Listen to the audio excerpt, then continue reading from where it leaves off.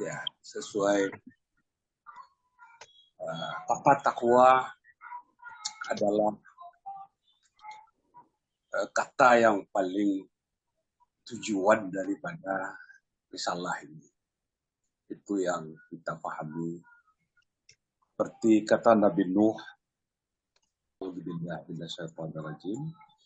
ya qaumi inilah menjadi misi Nabi Nuh ke kaumnya, an ya'budullah wattaquhu wa ati'u. Berubudialah pada Allah, takwailah Allah, dan taatlah pada. Ganjarannya, yaghfir lakum min dzunubikum wa yu'akhirukum ila ajalin musamma. Kamu akan mendapat ampunan. Jadi, begitupun di beberapa ayat di dalam surat-surat yang lain, nabi-nabi lain bertanya kepada kaumnya, disuruh oleh Allah bertanya ke kaumnya, afala tattaqun? Kenapa kamu tidak bertakwa? Dan di surat Az-Zumar pun Allah jelaskan ada suatu penyesalan nanti bagi orang manusia ini, kenapa saat hidup dia itu tidak bertakwa.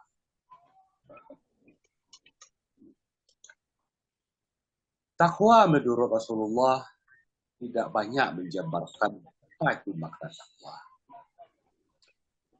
Ditanya oleh sahabat, ma takwa ya Rasulullah? Rasulullah hanya meletakkan tangannya di dadanya. Takwa fi kuda. Takwa di dada. 3 kali Rasulullah menepuk dadanya.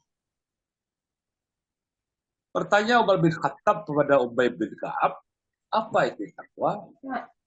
Kata Ubay bin Ka'ab adalah salah seorang sosok di masa Umar yang menjadikan tempat bertanya oleh kaum muslimin untuk menjelaskan ayat-ayat Quran saat. Jawab Ubay bin Ka'ab, kalau kamu berjalan di suatu tempat, di kiri kanannya ada duri, lembah, di jalannya ada duri, apa yang kamu lakukan? Kata Umar bin Khattab, hati-hati. Atau Ali bin Abi Thalib mendefinisikan takwa, ditanya orang ke dia, salah satunya adalah mengingat kematian. Dan kalau ulama-ulama kita lihat, makna takwa itu adalah orang yang takut sesungguhnya kepada murka Allah, yang patuh sepatu-patuhnya, dan orang yang memang meninggalkan sebuah apa yang dilarang-larang. Nah, kalau kita tanya pada Quran, makna takwa yang paling jelas itu adalah seperti di surat Al-Baqarah 170, di mana ayat itu ditutup dengan ulaika humul muttaqun. Itulah orang takwa. Atau di surat Az-Zumar, waladzi jaa bis-sidq wa saddaqa bihi ulaika humul muttaqun. Orang yang jika datang sebuah kebenaran ke dia, wa saddaqa bihi, dia benarkan langsung, ulaika humul muttaqun. Nah, kata shadiq tentu kita ingat nama Abu Bakar Siddiq. Jadi pengertian Siddiq itu kita ambil adalah seperti profilnya Abu Bakar Siddiq. Saat Abi Lahab mendapat berita Nabi Muhammad SAW pulang dari Palestina, dari Yerusalem, hanya dalam semalam. Padahal kalau jalan jauh itu 2 bulan, 2 bulan balik. Ini 4 bulan pulang balik. Tapi kecil Nabi semalam. Abu Lahab dapat berita itu sangat gembira. Dia semacam dapat sebuah amunisi untuk akan dicampaikan ke Abu Bakar yang dengan otaknya Abu Lahab ini bisa memecah atau istilah orang Padangnya menggergaji angin antara Abu Bakar dan Rasulullah. Memisahkan persahabatan Rasulullah dan Abu Bakar. Panganannya Abu Lahab. Nah, saat Abu Lahab bertemu dengan Abu Bakar, disampaikan oleh Abu Lahab, kok ceritanya? Oh, masalah iya itu. Iya, siapa ngecek? Cek, Muhammad, kawan engkau. Oh, ini orang ngecek. Kalau ini, iya tuh. Nah, berarti Siddiq yang takwa itu kalau di dalam surah Al-Zumar ayat 33 itu adalah kalau datang Siddiq wasaddaqa bihi. Dia benarkan langsung. Tanpa walaupun tidak masuk akal. Secara akal pemikiran nggak mungkin semalam Rasulullah bisa pulang dari Yerusalem posisinya masih di Mekah. Nggak masuk akal. Balik lagi ke tujuan kan? Diperolok. Tapi iman Abu Bakar karena yang berbicara itu adalah Muhammad Rasulullah. Sebab kalau ia mengisi yo. Nah, jadi itu makna takwa yang kalau kita urut ke belakang dengan kisah Abu Bakar dan Abu Lahab tadi, nah kita jadi yakin bahwa ciri siddiqin ya di surah Al-Baqarah 177 itu sebelum ulaika ladzina shadaqu wa ulaika humul muttaqun. Bertikat. Itulah orang yang sadik, itulah orang yang muttaqun. Nah, semoga semakin bertambah umur awak. Seperti doa Nabi, si sahabat Rasulullah berbaskud, Rabbi zidni ilman, wa zidni imanan, wa zidni yaqinan. Semoga tambah hari kita bertambah ilmu. Kita dapat ilmu tadi dari Ustaz Perwin. Tapi kita berdoa kepada Allah, zidni imanan, wa zidni yaqinan.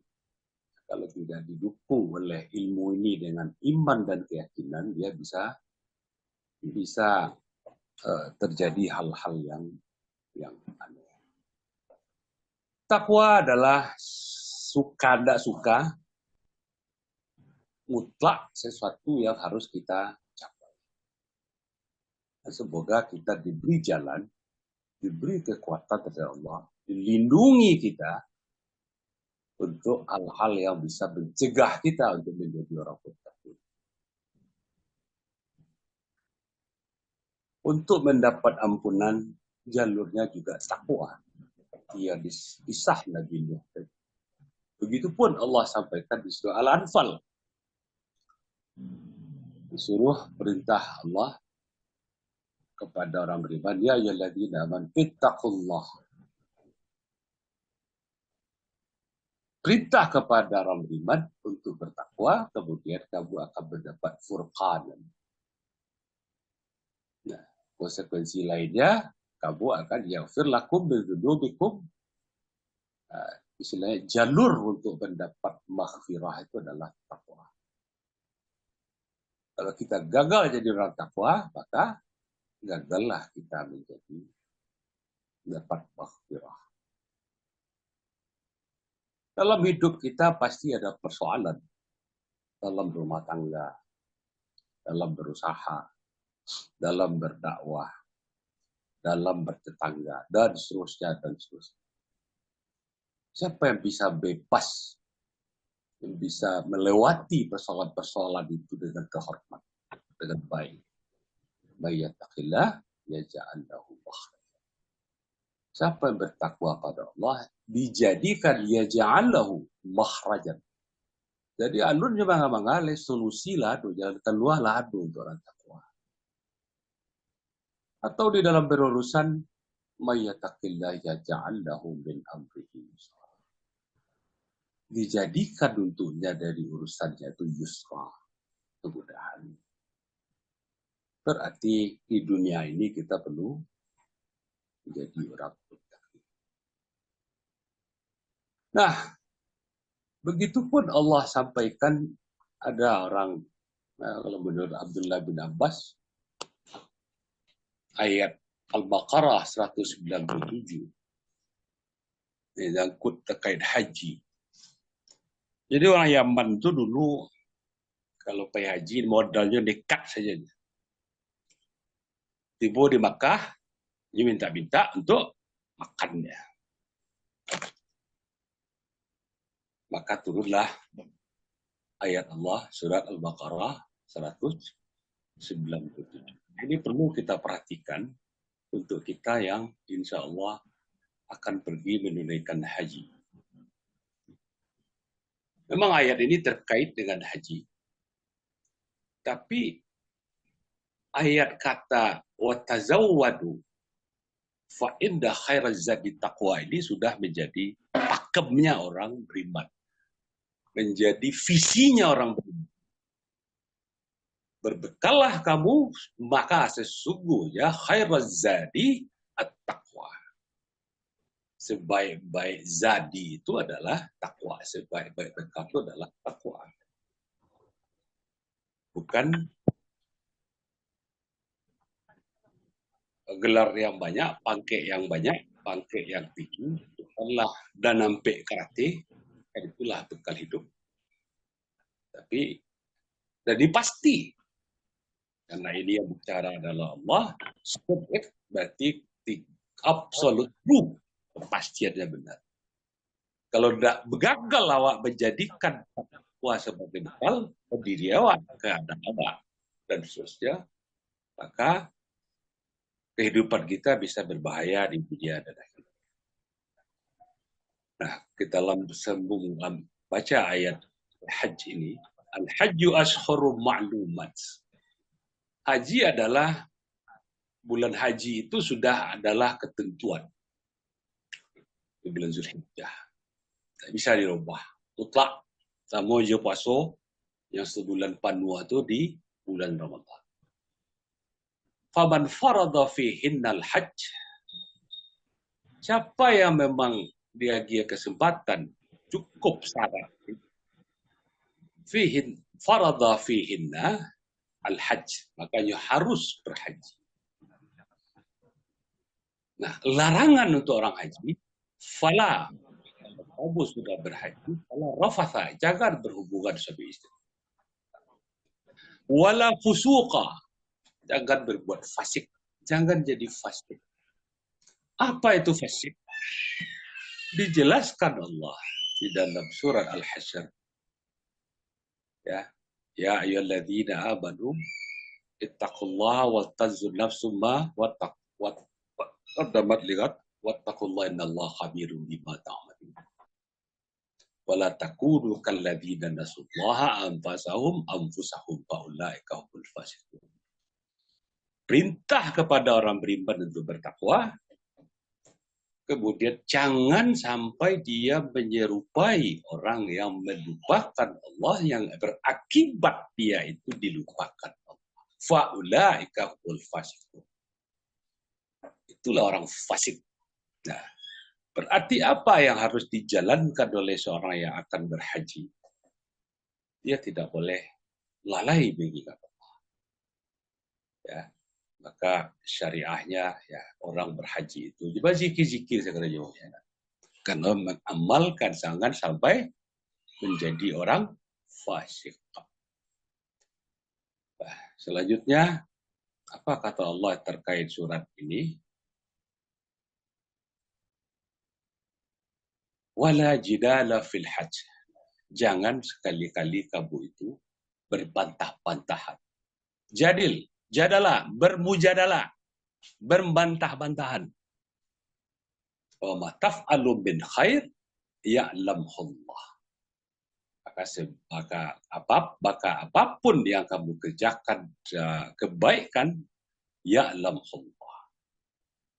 Kebaikan dalam artian min khair di sini banyak ulama mengartikan adalah sedekah. Tapi tentu bukan hanya sedekah. Kata-kata di sini katanya khair. Kita bawa orang tua kita, membantunya, menggendongnya, itu adalah khair. Atau membantu membagi makanan kepada sesama jamaah haji juga adalah khair. Untuk itu ya'lamullah, maka Allah tahu. Nah, wa tazawwadu fa inna khairaz zadi taqwa. Berbekallah kamu, sungguh khairan zadi. Jadi berbekal pergi naik haji itu bukan membawa randang 10 kilo, ya kan? Bukan membawa minyak angin sebanyak-banyaknya, ya kan? Atau menyiapkan ubek flu atau ubek influenza, ya kan? Untuk keamanan di sini. Tapi takwalah yang harus dilatih oleh seseorang sebelum dia itu pergi berhaji. Nah, takwa yang di sini dimaksud adalah tentu karena di atas itu adalah larangan, berarti kebalikannya. Itulah yang harus dilatih oleh seorang yang akan berhaji. Ya, orang akan berhaji jangan sampai berfasik. Berarti di surat Al-Hasyr tadi dia harus tidak boleh melupakan Allah. Hatinya, pikirannya, lidahnya, dan seterusnya. Wala jidala fil hajj. Dia itu tidak akan banyak berbicara yang tidak bermanfaat.